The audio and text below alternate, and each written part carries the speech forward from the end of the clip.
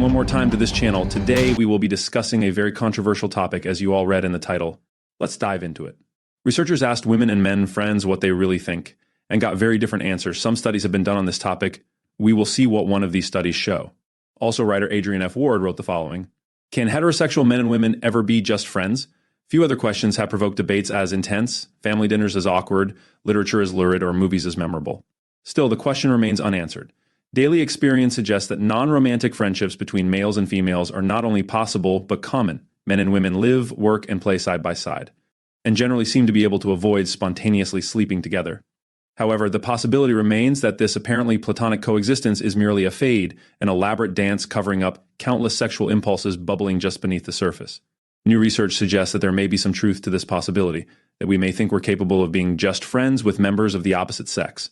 But the opportunity, or perceived opportunity, for romance is often lurking just around the corner, waiting to pounce at the most inopportune moment. In order to investigate the viability of truly platonic opposite-sex friendships, a topic that has been explored more on the silver screen than in the science lab, researchers brought 88 pairs of undergraduate opposite-sex friends into a science lab. Privacy was paramount, for example.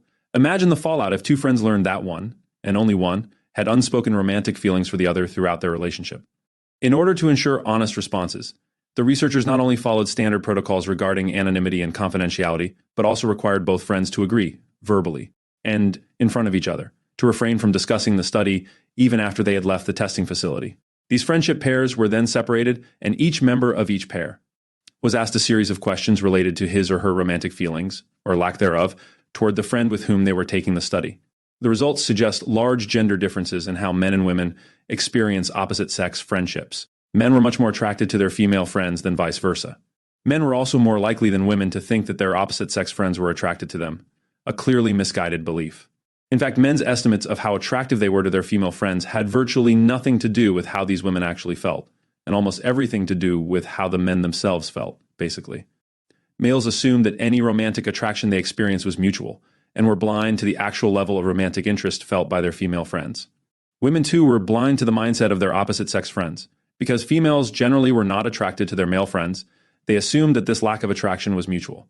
As a result, men consistently overestimated the level of attraction felt by their female friends, and women consistently underestimated the level of attraction felt by their male friends. Men were also more willing to act on this mistakenly perceived mutual attraction. Both men and women were equally attracted to romantically involved opposite-sex friends, and those who were single, hot friends were hot and not friends were not, regardless of their relationship status. However, men and women differed in the extent to which they saw attached friends as potential romantic partners. Although men were equally as likely to desire romantic dates with taken friends as with single ones. Women were sensitive to their male friends' relationship status and uninterested in pursuing those who were already involved with someone else.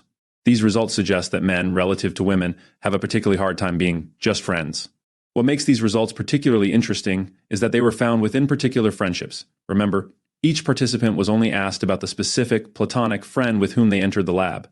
This is not just a bit of confirmation for stereotypes about sex-hungry males and naive females. It is direct proof that two people can experience the exact same relationship in radically different ways.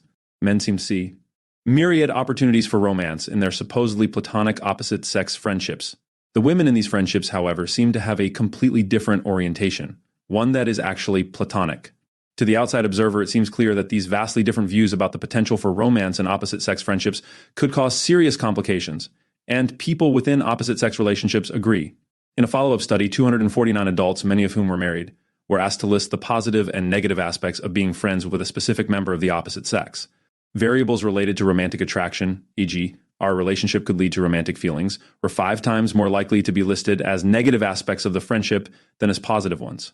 However, the differences between men and women appeared here as well. Males were significantly more likely than females to list romantic attraction as a benefit of opposite-sex friendships.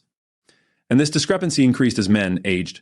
Males on the younger end of the spectrum were 4 times more likely than females to report romantic attraction as a benefit of opposite-sex friendships, whereas those on the older end of the spectrum were 10 times more likely to do the same. Taken together, these studies suggest that men and women have vastly different views of what it means to be just friends, and that these differing views have the potential to lead to trouble. Although women seem to be genuine in their belief that opposite-sex friendships are platonic, men seem unable to turn off their desire for something more. And even though both genders agree overall that attraction between platonic friends is more negative than positive, males are less likely than females to hold this view. So, can men and women be Just friends? If we all thought like women, almost certainly. But if we all thought like men, we'd probably be facing a serious overpopulation crisis. That is it for today. I hope we got to understand this dynamic a little better. As always, please like and subscribe if you like the content. Also turn on the notifications bell to be made aware every time I post a new video. A pleasure sharing with y'all. See you in the next one.